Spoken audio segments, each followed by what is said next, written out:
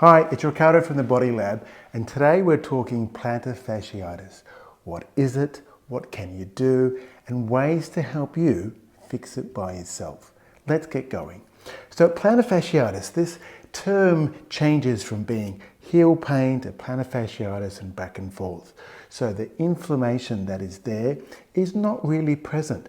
The research indicates it's more a tendinopathy, so the tendon is the issue.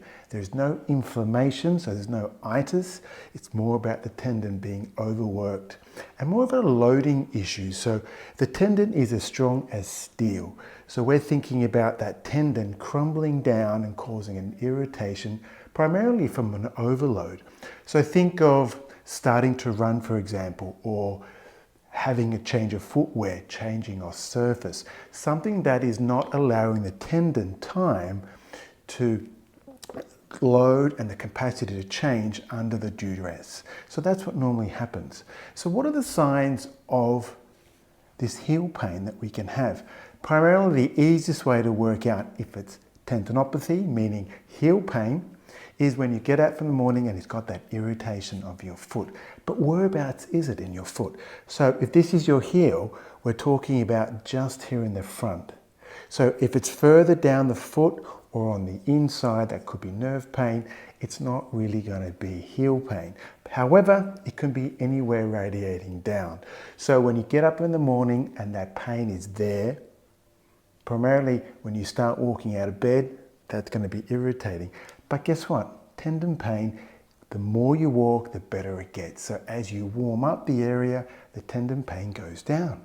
However, if you stay at a job where you're sitting most of the day, the tendon then gets irritated by that rest, and then obviously you'll walk. So the other factors that can occur with heel pain is people anywhere from 40 to 60. So a great portion of people, but you can have it when you're earlier. And it's all about that gradual onset.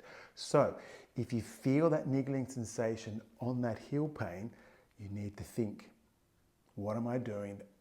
How am I increasing my capacity, my load in my new activity that may be causing this?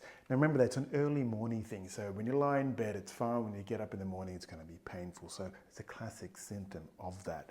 And again, it's that thing that you need to warm up. You warm up, it feels great. You cool down, it's going to be pain. So this may check. And certain types of activity is also going to cause it pain. It's that response of thinking about when you're coming up on your toes, that's going to shorten that area, but then going backwards and lengthening it in a capacity, particularly when you're running, for example, may cause that irritation. And stretching also, particularly in what you're doing. So if you're lifting that toe up and getting more of a stretch, that toe lift, particularly when you're pushing off, will activate the plantar fascia and activate the tendon at the heel. In any case, what are we going to do to help? It's interesting. So from my point of view, being an acupuncturist and movement therapist, it's all about the function of the foot. What position is your foot in? Firstly, assessing, is the ankle rotating in? Is your arch dropped? Do you have a high arch? Do you have any ridges, bumps on the front of your foot? Are your toes okay and fully formed and pointing in the right direction? Is your tibia straight? Does it roll in with your ankle? Is your knee tracking over where it should be? And what's your pelvis doing? Is it over your feet? So I look at the whole limb, not just your foot, because plantar fasciitis is that load, excessive load in that foot. Obviously, when you've got pain, you'll come off it. But we're talking about a long-term pathology here. It's happened for a while. So is something up the chain, causing you to have that irritation? The second thing I do then is look at how your leg is moving. What motions can you do, but more importantly, what motions can't you do? Because that's what we need to do.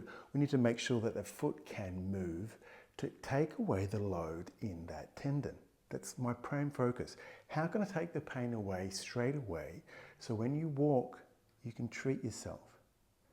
That's my goal. Again, we're looking at all the bones and joints of your foot, the shank, the knee, and the pelvis, and particularly your spine, because that is directing the load going through your leg.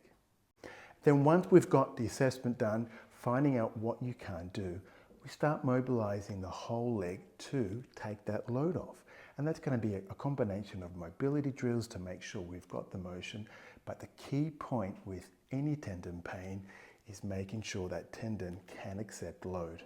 And we're going to make sure that, yes, the pain might be still there, but we've got to bring that pain down and keep that load going through.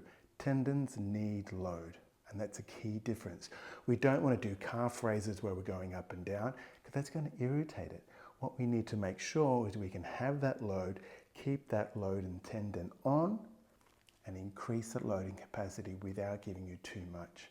And you'll know if it's right because the next day, not during it because we know the tendons warm up, the next day it should feel either less or the same pain as before, not an increase. And that's when you know you're spot on the Goldilocks rule. Not too much, not enough, but just right in the middle. So there's a lot going on with heel pain. So that's my take on what I do, and I hope to see you at the Body Lab soon.